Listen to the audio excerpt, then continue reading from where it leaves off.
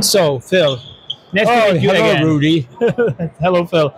Are you okay today? Was it good?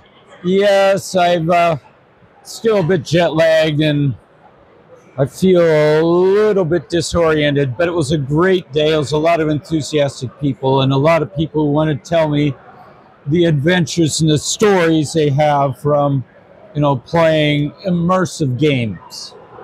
I played Arrival today, but only for, I think, 45 minutes. Yeah. And I'm really enjoyed it. I really happy to see the new game in a BIOS sequence. Frontier, yeah, yes. Frontier, yeah, exactly. So you start. My first question. I have 10 questions. All right. And that's all. You started your career as a rocket engineer working with NASA, right?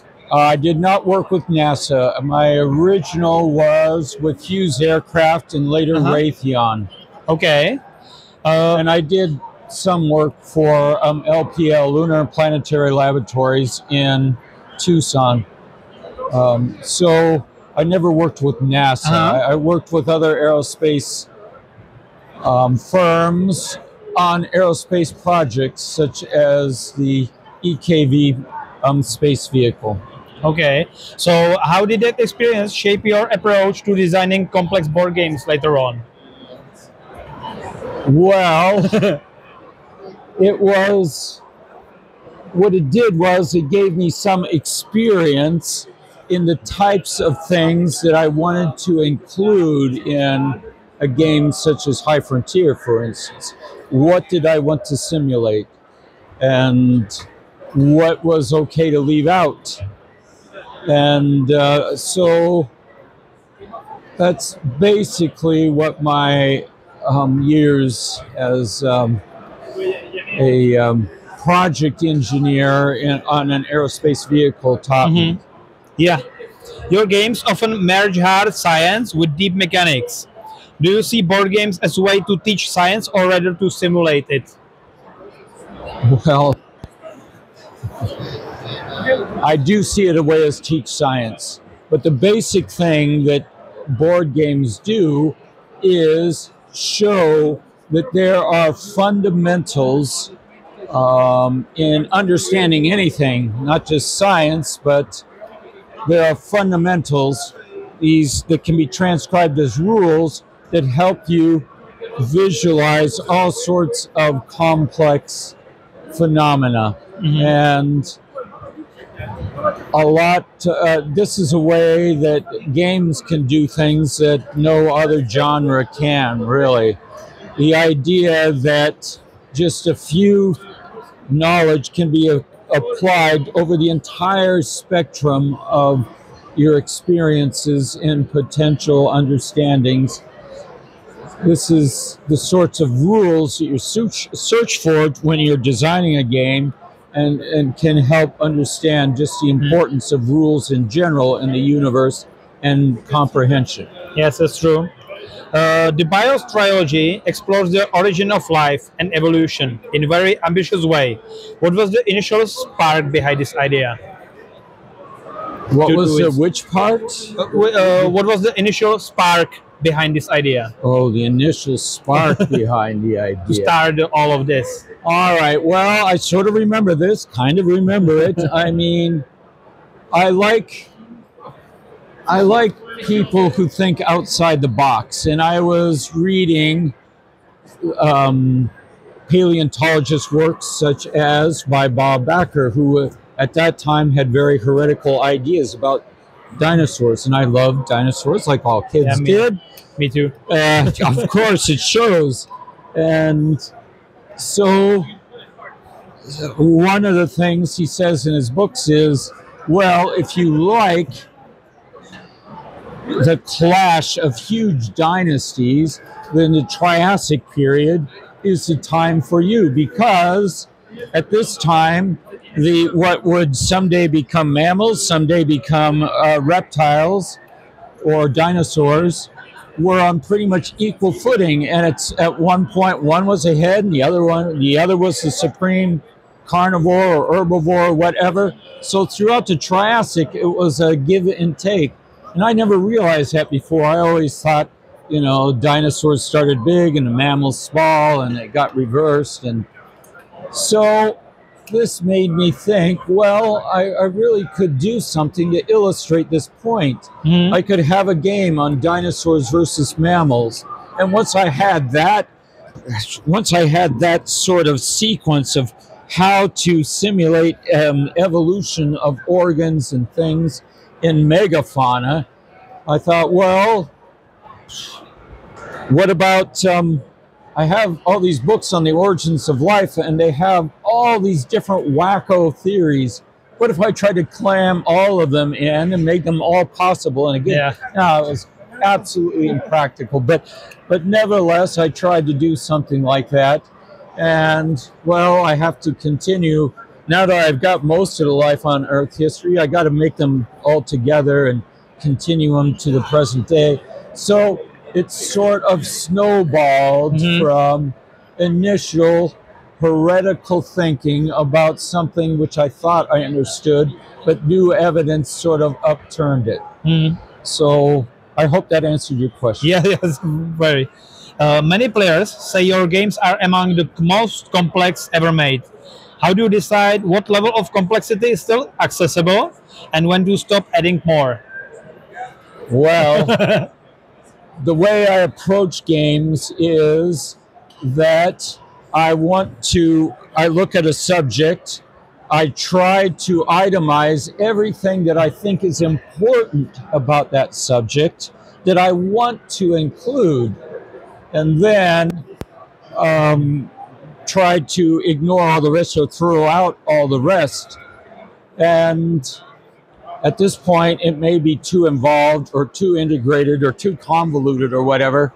So you want to go through a process of trying to get it a little bit more accessible. This is especially true in Arrival, so that you keep throwing out stuff, but referring back to that original list. I really want this represented somehow, maybe not in this much detail or this degree or whatever, but I want to have metabolism in the game. I want to have the control of entropy in any origin of life story. I want to have replication. I want to have templates. So there were certain things I just needed to have, and I try to strip out everything to make it as simple as possible, but not simpler, to paraphrase Einstein. High Frontier became a phenomenon among space enthusiasts. What do you think makes it so special even after all these years? Well, it was a fortuitous lineup of the planets, I would say, because at that time, well, I was studying aerospace when this was before I became a rocket scientist. I was still a student. And the professor was droning on and on about the essential characteristics of a rocket. And my mind wandered, and I had to think, well, what kind of factors is he talking about that if I wanted to try to simplify it so I did well in next test or whatever, what sort of factors are that would be essential to creating a reasonable performance of rocketry? And I eventually came down to just two, like thrust and specific impulse. And so this fundamental plus the fundamental of, well, water is really a superior propellant for rockets. And water is available throughout the solar system. And I was working at LPL at the time, and they had this cool map, and I was dealing with Professor Lunin on, he had a chart there, a map that showed the accessibility of water throughout the solar system. And I said, wow, this is just pretty much all you need for a resource game. I mean, the rockets can go to this place, tank up, and go to this place and tank up, and you could conquer the solar system this way. So with just two things, a reasonable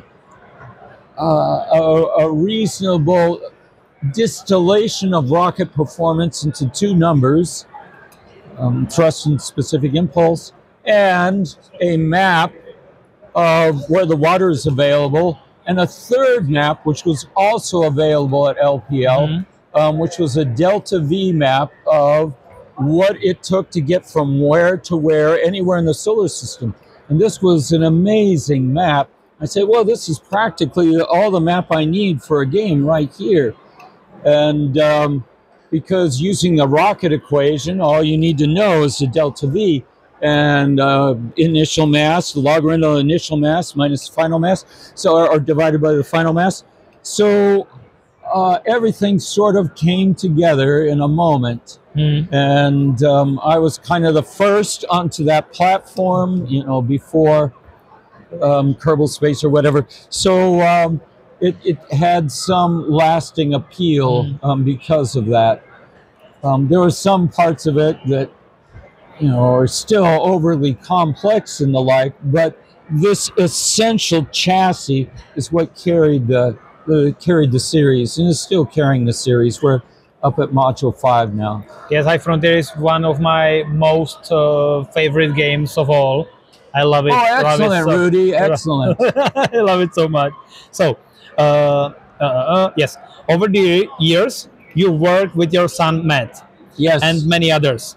How do you see the Eklund legacy in board gaming evolving in the next decade? What about next cooperation with Matt?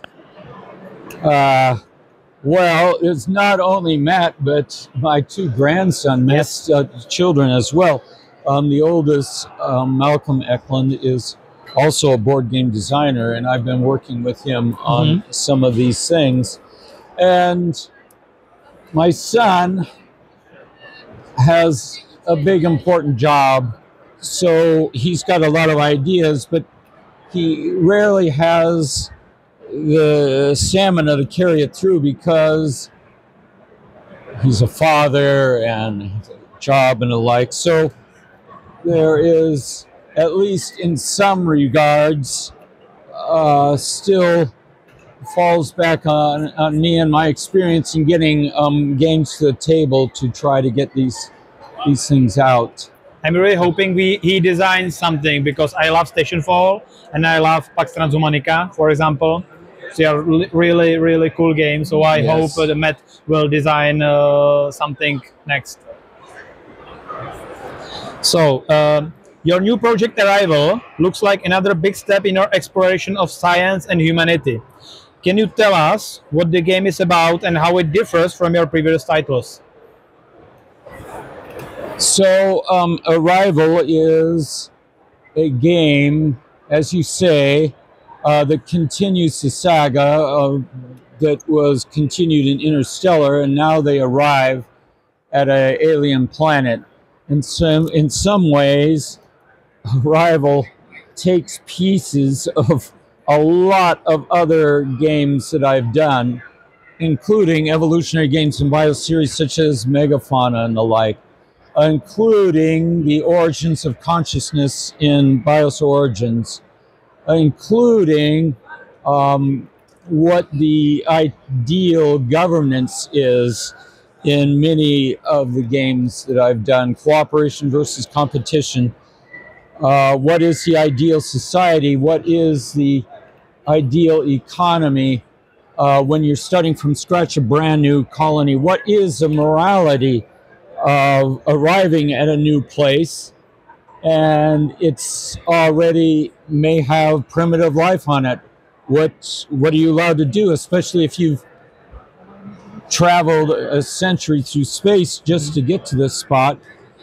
And is it better bioforming or terraforming? There's an awful lot of ethical and practical issues involved in this. So it's really been my most difficult game to try to get through this jungle of possibilities.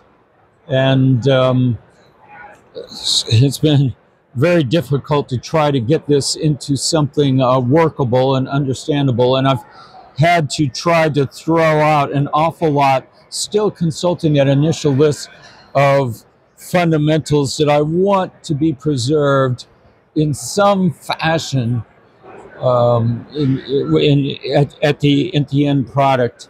So I was very gratified with the game with you and with others that we were able to actually come to a conclusion and be able to have some challenge in order to try to, for the various artificial intelligences who are each have a different idea of what an ideal society is, or what the next step is the whole point of the colony to build another starship so you can colonize the whole galaxy? Is it to make a new Earth? Is it to have developed transhumans or humans that are greater than, more adapted and more rugged than those back on Earth? Of course, a lot of these questions are very worrisome to the people who funded the expedition to begin with, in that what if they return bigger, badder, and stronger, what have you, and if it's pre-programmed to multiply at every juncture, how long is it before it returns to homeland, and in what form will it reform? So this is at the juncture of a lot of really vexing questions over life's role in the universe. Yes, Interstellar was a real different game in the series. Yes. So really interesting that you start competitive games like Origins, Megafauna are basically competitive. Yes. High Fronting is competitive, but Interstellar now is semi-competitive. Yes. You can play it cooperatively. And in when you explain us to Arrival, you say first of all it's cooperative game. In Arrival, the very first thing you do when you sit down is decide, okay, guys, are we playing cooperative, competitive, or political? Yeah. So the cooperative game is where you all try to get to a certain level of development in the game, in the planets. The competitive is if you get your vision of a successful colony into fruition. And the political is whereby the electorate decide as the game progresses. Is it supposed to be cooperative, or is it supposed to be competitive? And it can change during the course of the game according to a political wheel.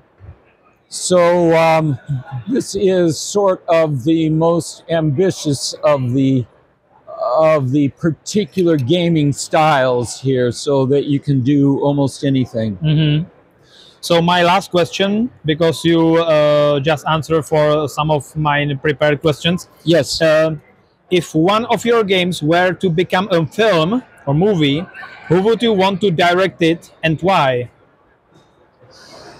My bonus answer.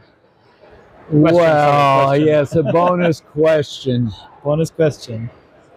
Well, it's a hard one.